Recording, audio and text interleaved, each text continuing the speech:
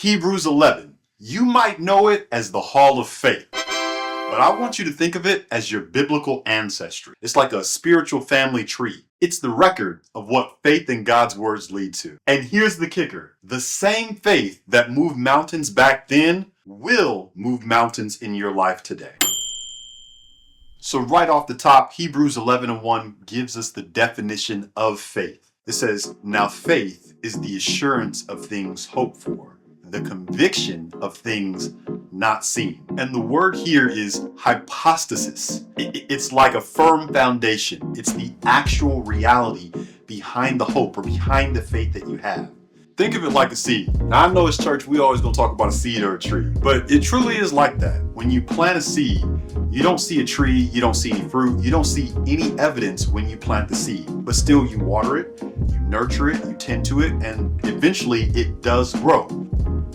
Hebrews 11 calls us to act on God's promises even before we see the full picture.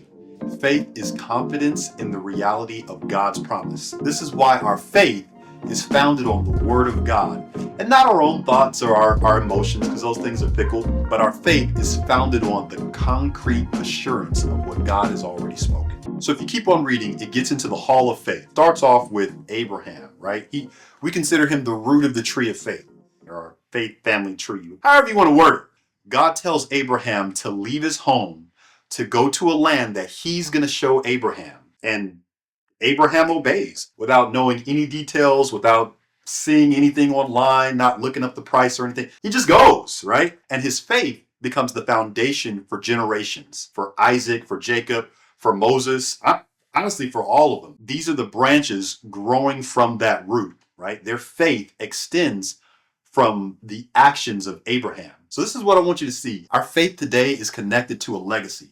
We're not walking alone, but we're standing on the shoulders of giants. The same God who honored their faith will honor yours. Faith has that rippling effect. It's like when you throw a rock into a pond and you see the waves ripple forward, right? It's not just about what's happening here, but that faith produces results for generations to come. Like I did this little hand thing. It's kind of cool, right? Got you all and shit.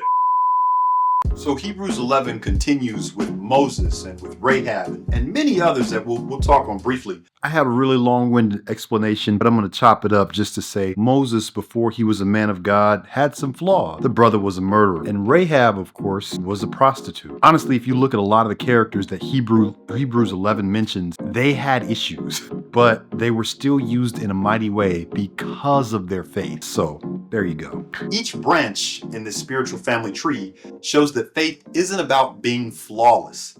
It's not about perfection, but faith is about relying on God's faithfulness, even when the odds are against you. True faith requires action. You gotta do something with it, baby. You got to move. You gotta move. It talks about how Abel offered a more acceptable sacrifice. It talks about how Enoch pleased God, how Noah constructed the ark, how Abraham obeyed, how Sarah conceived, how Isaac spoke blessings, Jacob spoke blessings, Joseph prophesied of the Exodus, and then Moses left Egypt fulfilling that prophecy, how they conquered kingdoms, enforced justice, obtained promises, how they shut the mouths of lions, how they were mighty in war, how they experienced God's strength in the midst of their weakness. So then it concludes in Hebrews 12:1, it says, therefore, since we are surrounded by so great a cloud of witnesses, we got so many people, so much evidence, let's lay aside every weight of sin that easily clings to us, that holds us back, that weighs us down,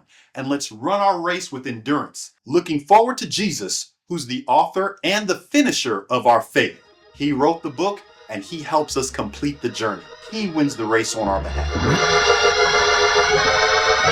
So the challenge I have, the question I have, what about you? What does your branch look like on the spiritual family tree? What's the legacy that you're about to leave behind for your spiritual sons and daughters, for those that you disciple? Hebrews 11 shows us that God's faithfulness has not changed. Remember, faith is your hypostasis. You don't speak Greek, but I guess you do now a little bit. It's your firm foundation in God's promise. Hebrews 11 is more than just the history of the children of Israel. It's our spiritual family tree. Have you ever wondered why the Bible's written the way it's written?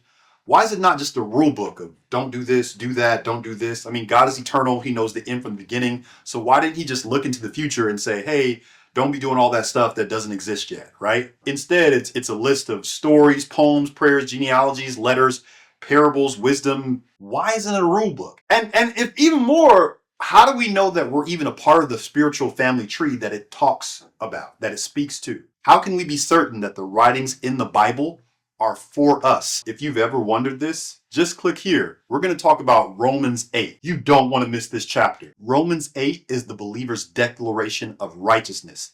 It's our amended birth certificate. If you want to know more about that, just click right here.